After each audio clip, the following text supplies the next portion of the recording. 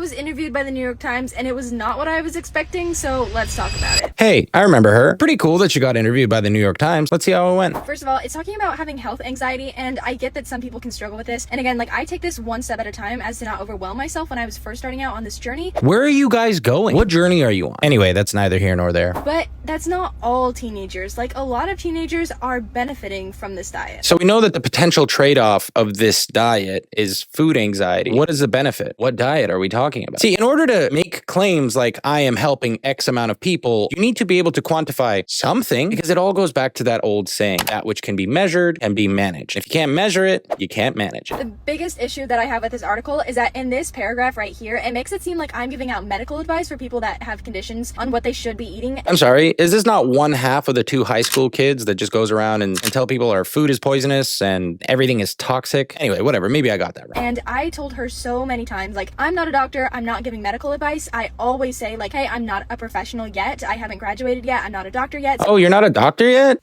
You doctor yet? No, Dad, I'm 12. Talk to me when you doctor. Anyways, I thought it was super strange because I swear this was you.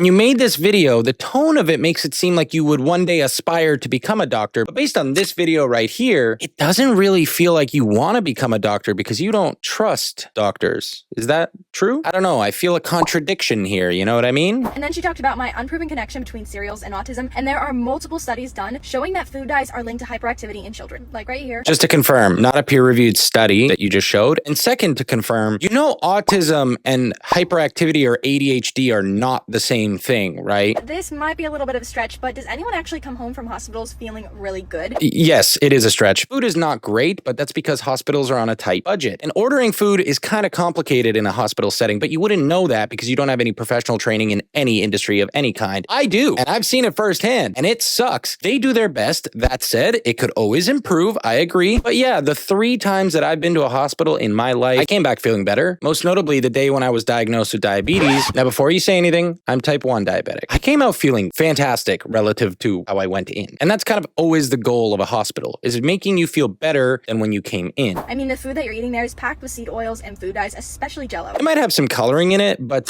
Jell-O has 0 seed oils in it. I'm not even going to bother with the reason why somebody might consume Jell-O and why Jell-O might be an easy thing for somebody to swallow. Perhaps. I'm going to end this off with a quote from her. But what do I know? I'm just a big, proud conspiracy theorist. I don't know. Nothing, I guess. The point of this video is not to roast a kid, but rather to poke holes in logic and help you to understand why education and experience is very important in improving and treating public health. Hope you guys have a great day. Love you, friends. I'll see you guys in the next one.